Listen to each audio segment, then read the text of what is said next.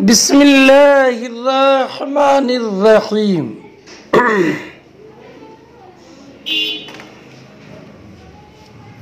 झूठ, चुगली, गीबत, गाली गलौज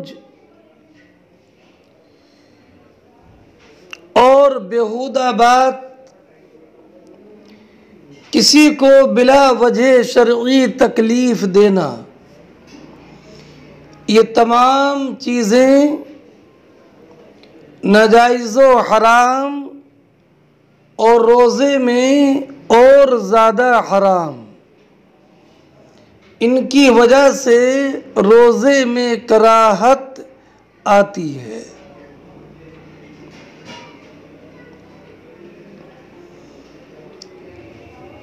रोज़ेदार को बिला उज़्र किसी चीज़ का चखना या चबाना मकरूह है, लेकिन पहले चखने से मुराद ज़हन नशीन कर लें। चखने से मुराद ये है कि ज़बान पर रख कर खाली मज़ा मालूम करें, मज़ा दरियाफ्त करें और उसे थूक दें, उसमें से हल्क में कोई चीज़ ना जाने पाए। अगर हल्क में चली जाएगी तो रोज़ा टूट जाएगा। हाँ, अगर कोई उज़्रे, ये ज़हन नशीद रखिएगा, अगर किसी उज़्र से किसी चीज़ को चखा या चबाया तो मकरूह नहीं। चखने के लिए उज़्र ये है कि मसलन औरत का शौहर बदमिजाज है कि नमक कम या ज़्यादा हो गया तो शौहर नाराज हो जाएगा, तो इस वजह से चखने में हरज नहीं। चबाने का उज़्र यह है कि इतना छोटा बच्चा है कि रोटी नहीं खा सकता और कोई नरम ग़िज़ा नहीं जो उसे खिलाई जा सके।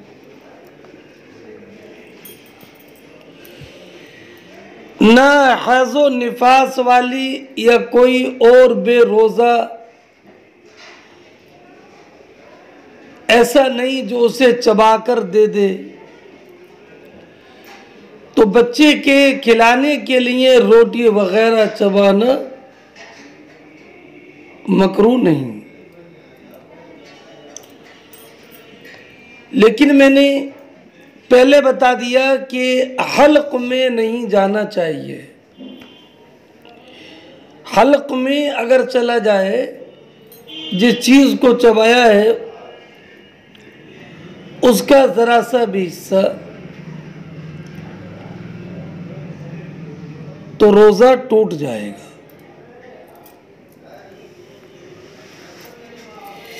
कोई चीज़ खरीदी और उसका चखना ज़रूरी है कि ना चखेगा तो नुकसान होगा, तो चखने में हरज नहीं।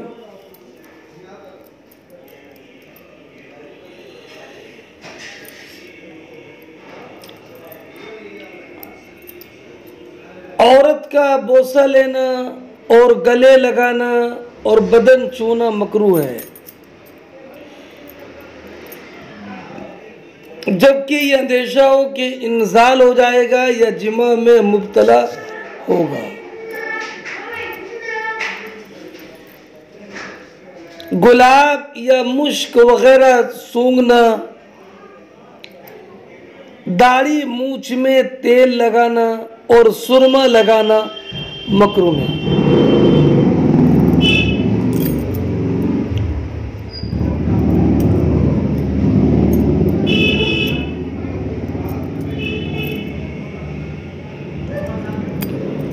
रोज़े में मिसवाक करना मकरू नहीं, बल्कि जैसे और दिनों में सुन्नत है, रोज़े में भी मसनून है।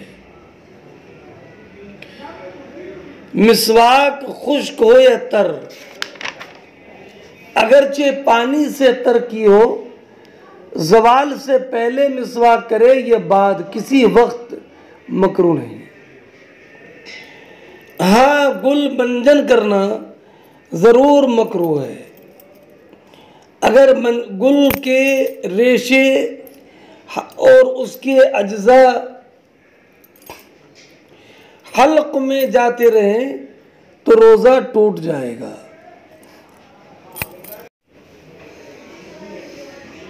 रोज़ेदार के लिए कुल्ली करने और नाक में पानी चढ़ाने में मुबालगा करना मकरूह है।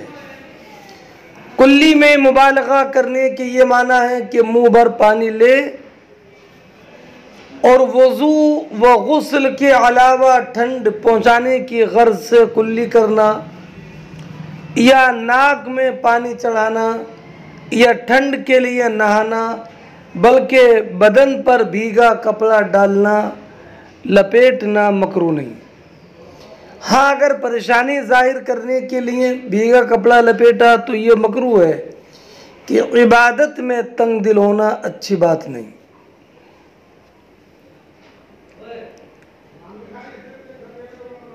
मुंह में थूक इकट्ठा करके निगल जाना बेरोज़ा के भी नापसंद है और रोज़े में मकरूह। रमज़ान के दिनों में ऐसा काम करना जायज़ नहीं जिससे ऐसा ज़ौफ़ आ जाए कि रोज़ा तोड़ने का ज़न्ने गालिब हो।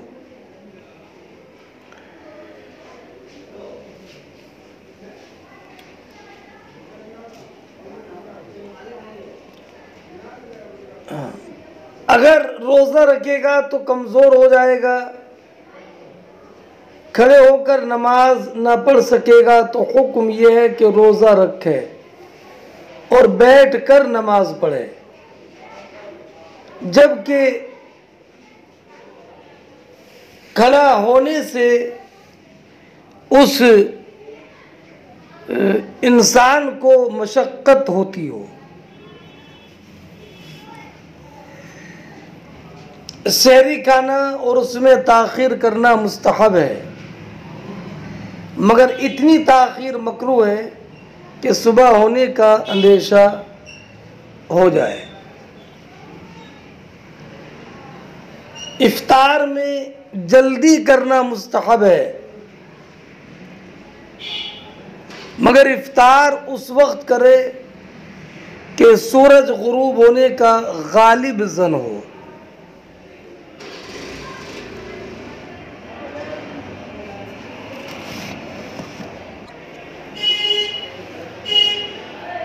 अब उन सूरतों का बयान भी किया जाता है कि जिनमें रोज़ा ना रखने की इजाज़त है।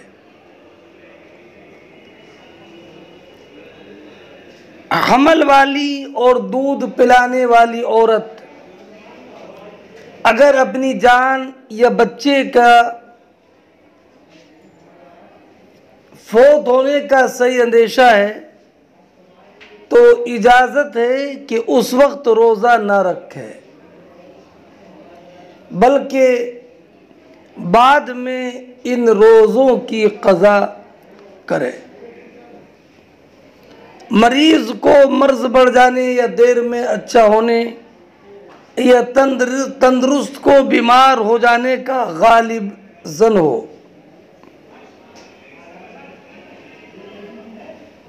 तो इनको इजाज़त है कि रोज़ा न रखें, बाद में क़ज़ा करें।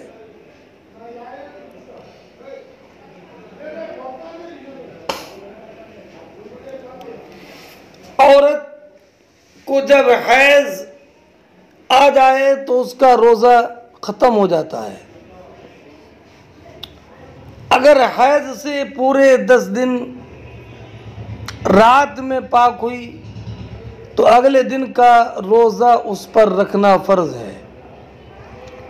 और 10 दिन से कम में पाक हुई तो अगर सुबह होने को इतना अरसा है कि गुस्ल से फारिग होकर थोड़ा सा भी वक्त बचेगा सहर का, सहरी का, तो ये पाक होने वाली रोज़ा रखे। और अगर नाकर फारिग होने के वक्त सुबह सादिक हो गई तो रोज़ा नहीं। हाज़ो निफास वाली के लिए इख्तियार है कि छुप कर खाए या ज़ाहिरन। रोज़ेदार के रोज़े की तरह रहना उस पर ज़रूरी नहीं, मगर छुप कर खाना औला है। भूख और प्यास ऐसी हो कि हलाक का खौफ सही या नुकसान अक्ल का अंदेशा हो तो रोज़ा न रखे, बाद में रोज़ा रख ले। रोज़ा तोड़ने पर मजबूर किया गया तो उसे इख्तियार है कि रोज़ा तोड़ दे, और सब्र किया तो उसे अज्र मिलेगा। सांप ने काटा और जान का अंदेशा हो तो इस सूरत में रोज़ा तोड़ दे।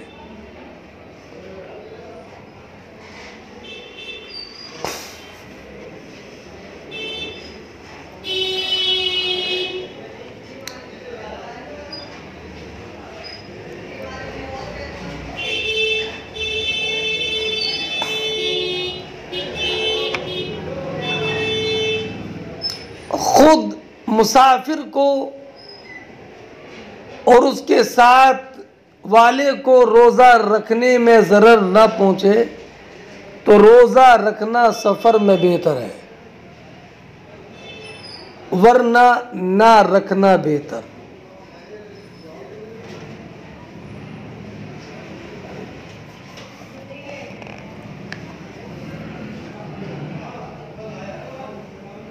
अच्छा, एक बात ये भी मैंने आपको बता दी हर एक मसले के बाद कि जो ये रोज़ा न रखने के उज़्र बयान किए गए या इन उज़्र की वजह से रोज़ा तोड़ा, तो इन पर फ़र्ज़ है कि उन रोज़ों की क़ज़ा रखें।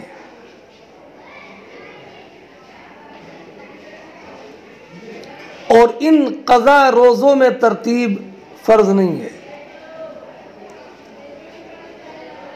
जैसे हैज़ वाली के 7 रोज़े छूट गए तो 7 रोज़े बितरतीब और लगातार रखना ये फ़र्ज़ नहीं है।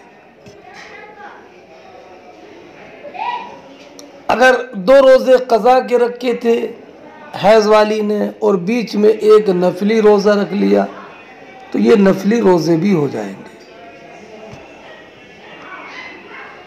मगर हाँ, दूसरे रमज़ान के आने से पहले क़ज़ा रोज़े रख लें। हदीस पाक में है कि जिस पर अगले रमज़ान की क़ज़ा बाकी है और वो न रखे तो उसके इस रमज़ान के रोज़े कबूल ना होंगे।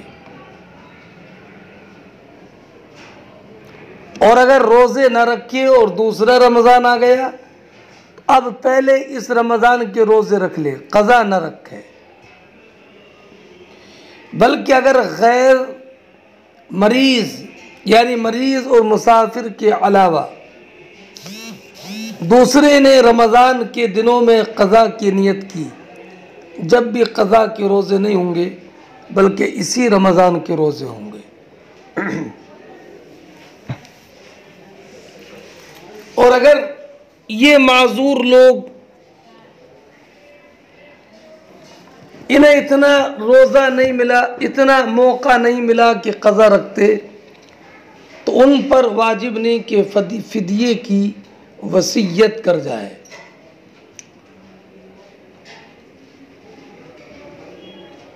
फिर भी वसीयत की तो तिहाई माल में जारी होगी।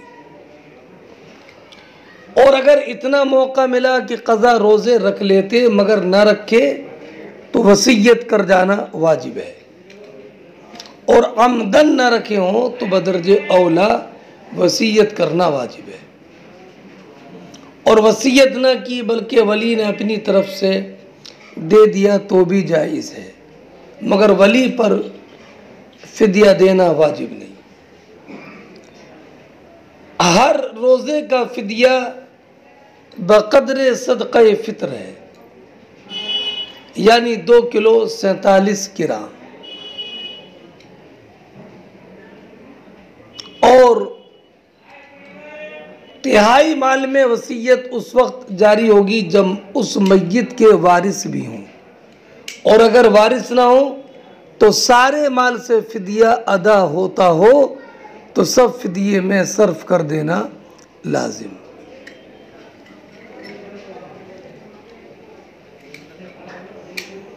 अगर वारिस सिर्फ शौहर या बीवी है तो तिहाई निकालने के बाद उनका हक दिया जाए, और उसके बाद जो कुछ बचे अगर फिदिये में सर्फ हो सकता है और वो कर सकता है तो सर्फ कर दिया जाएगा।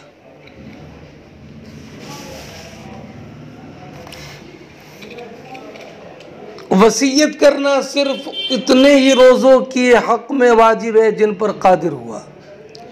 मसलन 10 रोज़े क़ज़ा हुए थे और उज़्र ख़त्म होने के बाद 5 पर कादिर हुआ था कि इंतकाल हो गया, तो 5 ही की वसीयत वाजिब है।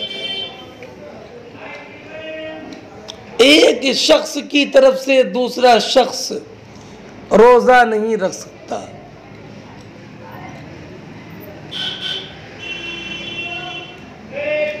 शेख फ़ानी यानी वो बूढ़ा कि जिसकी ऐसी उम्र हो गई कि अब रोज़ बरोज़ कमज़ोर ही होता जाएगा, अगर ऐसा शेख फ़ानी रोज़ा रखने से आजिज़ हो, यानी न अब रख सकता है न आइंदा उसमें इतनी ताकत आने की उम्मीद है कि रोज़ा रख सके, तो उसे रोज़ा न रखने की इजाज़त है। और हर रोज़े के बदले में फिदिया यानी दोनों वक्त एक मिस्कीन को भरपेट खाना खिलाना उस पर वाजिब है। यह हर रोज़े के बदले में सदक़ा फ़ित्र यानी 2 किलो 47 ग्राम गेहूँ की मिक़दार मिस्कीन को दे। और अगर ऐसा बोला है कि गर्मियों में बवजह गर्मी के रोज़ा नहीं रख सकता मगर जाड़ों में रख सकेगा, तो अब इफ्तार कर ले और उनके बदले जाड़ों में रोज़ा रखे। अगर फिदिया देने के बाद इतनी ताकत आ गई कि रोज़ा रख सके तो फिदिया सदक़े नफ़ल होकर रह गया, उन रोज़ों की क़ज़ा रखे।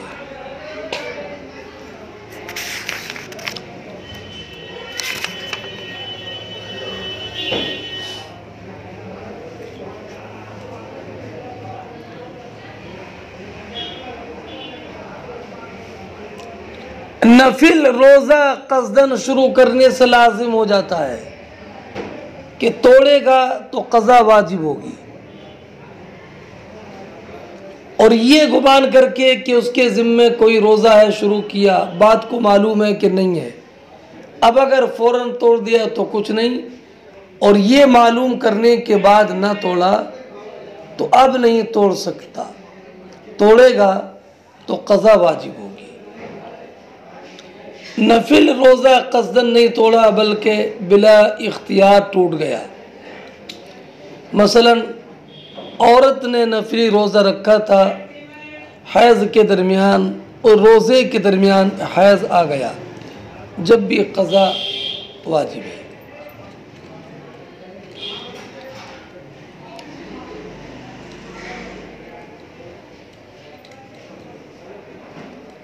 अगर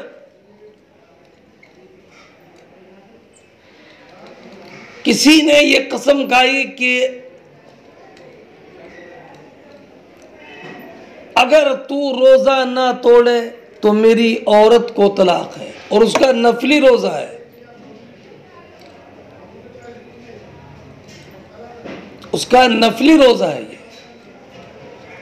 तो अगर किसी ने कसम खाई कि अगर तू रोज़ा ना तोड़े तो मेरी बीवी को तलाक, तो उसे चाहिए कि इसकी कसम सच्ची कर दे, यानी अपना नफली रोज़ा तोड़ दे। अगरचे रोज़े क़ज़ा हो, रमज़ान का रोज़ा ना हो, रोज़े क़ज़ा का हुक्म भी है, अगरचे बादे ज़वाल हो।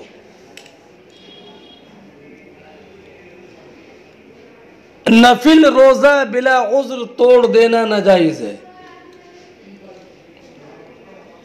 मेहमान के साथ अगर मेज़बान ना खाएगा तो उसे नागवार होगा, या मेहमान अगर खाना ना खाए तो मेज़बान को अज़ियत होगी। तो नफिल रोज़ा तोड़ देने के लिए ये उज़्र है, बशर्ते कि उसकी क़ज़ा रख लेगा,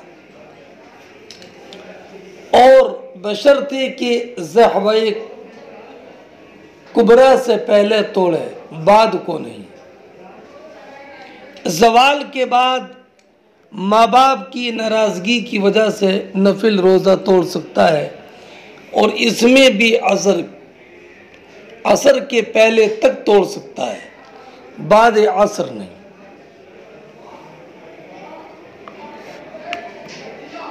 किसी ने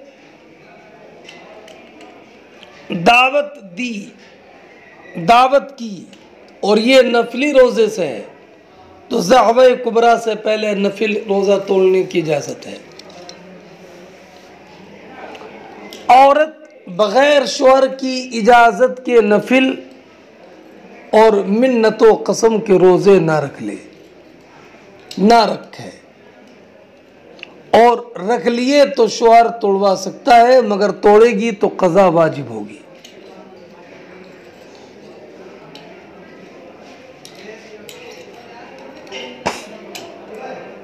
इसलिए औरत नफली रोज़ा रखे तो पहले शौहर से इजाज़त ले। लड़की को बाप और माँ को बेटे और बहन को भाई से नफली रोज़ा रखने के लिए इजाज़त लेने की ज़रूरत नहीं।